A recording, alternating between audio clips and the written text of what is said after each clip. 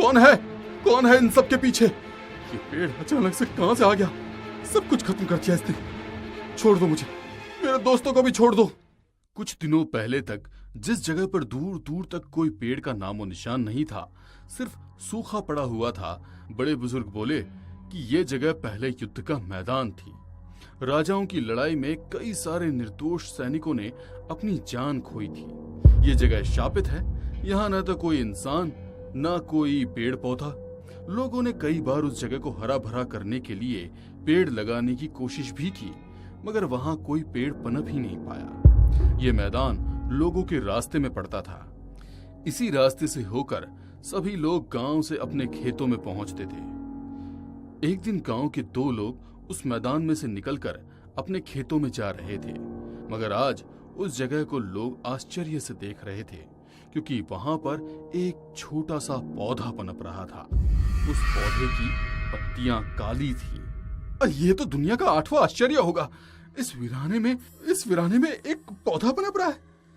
अरे भाई साहब, आपको तो वो पौधा दिख रहा है, मगर ये तो देखिए कि इस पौधे में पत्तियां काली हैं। सही कहा, ऐसी काली पत्ती वाला पौधा पहली बार देखा है।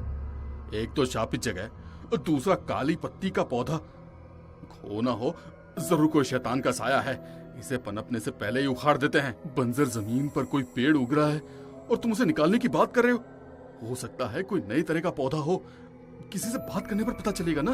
अब वैसे भी यदि उखाड़ना है तो अभी तो छोटा सा पौधा है, कोई भी एक झटके में उखाड़ देगा। 1-2 दिन रुको, उसके बाद सोचेंगे कि क्या करना है। दोनों उस पौधे के बारे में बात कर रहे थे, मगर उन्होंने इस बात पर ध्यान नहीं दिया कि जितनी बार उन्होंने उस पौधे का नाम लिया, उस पौधे में एक एक पत्ती बढ़ती जा रही थी। दोनों गांव वाले बात करते हुए उस मैदान से गांव में पहुंच गए थे। उन दोनों की बातों से सब गांव वालों की जुबान पर उस काली पत्ती वाले पौधे का ही नाम था। इधर गांव वाले जितनी बार उस पौधे के बारे में बात कर रहे थे, हर बार बात करने के बाद उस पौधे पर धीरे धीरे पत्तियां पड़ रही थी।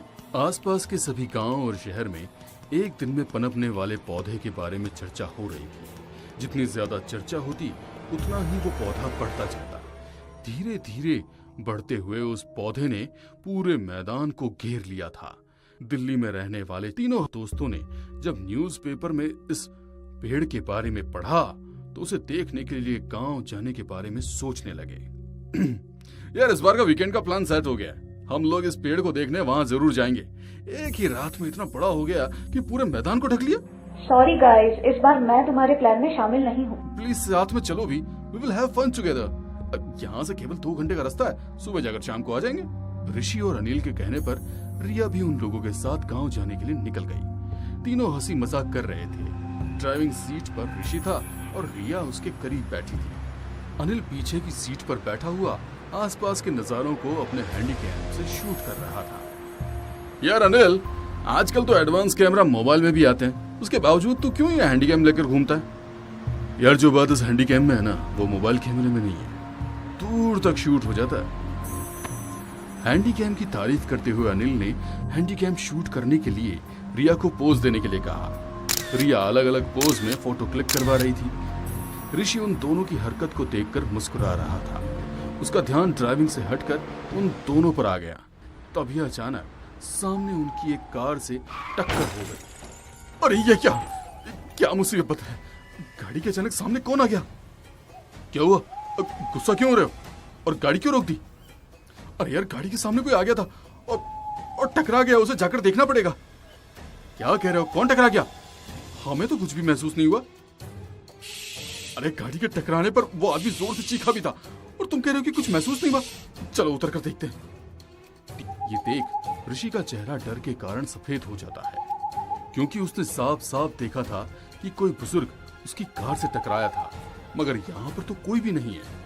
मैंने कहा था ना कि तुझे भ्रम हुआ। देख, यहाँ पर कोई भी नहीं है। यदि कोई टकराता तो यहीं सड़क पर पड़ा होता ना। कहाँ है वो?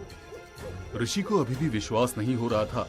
अब वो घूमकर सबको ढूंढने की कोशिश कर रहा था।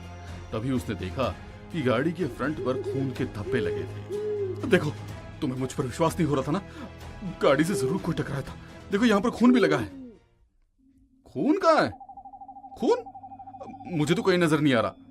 उल्टा यहाँ पर तो मुझे तो चिड़िया की पोटी नजर आ रही है। ऋषि लगता है कि तू थक गया है। तू एक काम कर, तू बैक सीट पर बैठकर आराम कर, गाड़ी मैं चला लेता हूँ। अनिल के समझाने पर भी ऋषि को विश्वास नहीं हो रहा था।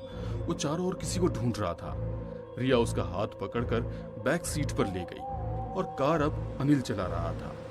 ऋषि की नजर बैक व्यू मिरर पर पड़ी तो वहां पर एक बुजुर्ग उनकी कार की ओर देखकर मुस्कुरा रहा था।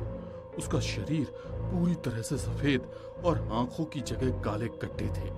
सिर्फ